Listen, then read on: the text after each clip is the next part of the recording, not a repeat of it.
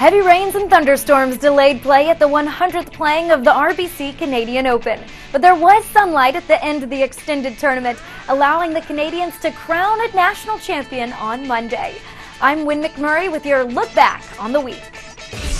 Settle in as we rewind the week with the latest edition of Monday Backspin from PGA TOUR.com. The week began with the inaugural playing of the Mike Weir Charity Classic, where celebrities from the music, film, and sports industries came together to support children's charities in Weir's homeland. Five-time NBA MVP Michael Jordan headlined the field. It's charity. It's all to help the community, build a good rapport within the community with these guys. Mike, I met Mike maybe about 6 months ago. We live in Utah, and it seems like the people come out and support us for a good cause. Jordan has been named assistant captain in Fred Couples' 2009 U.S. President's Cup team. Over the week in Canada, Anthony Kim gained valuable points in the standings as he entered the week in Canada one spot outside of the top 10.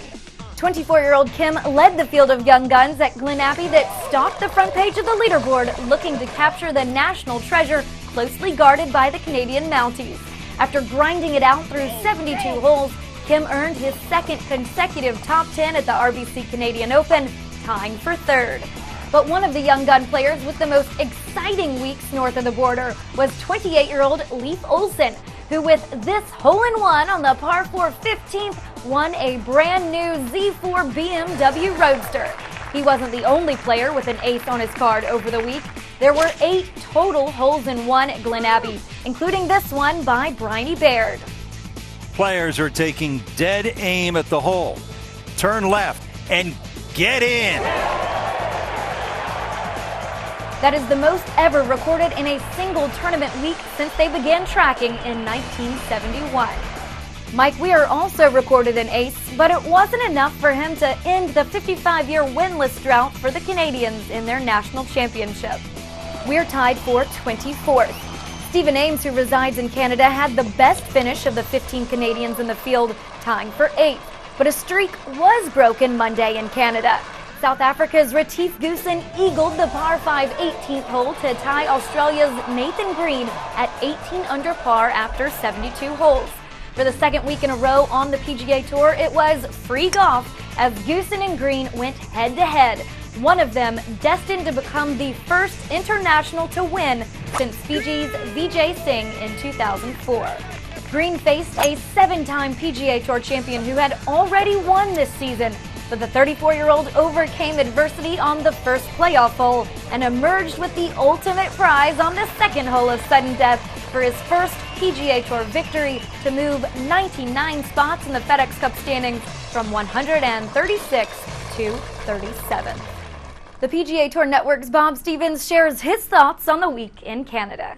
To actually be sitting in the chair where the champion of the 100th Canadian Open had a chance to sit.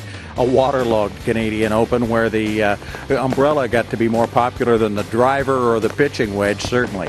Great scoring conditions all week because things were so wet. The real winners, though, the Canadian golf fans. There are only 2 seasons here in Canada, winter and July. Yeah, believe it or not, they have commercials about that up here. And these fans continued to flock out here despite all of the weather to see some wonderful golf and, again, some spectacular scoring. The other big winner was the charities up here. This is one of the few events on tour that was talking about raising more money for charity than they had the year before. And in these economic times, that's pretty special. So thumbs up to the Canadian golf fans and the Canadian Open charities for a wonderful week despite all the sogginess. Hey, at least it wasn't November and we weren't shoveling this stuff out of here.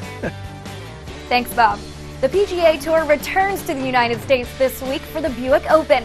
Tiger Woods headlines the field of contestants that are looking to gain valuable points in the race to the PGA Tour playoffs for the FedEx Cup.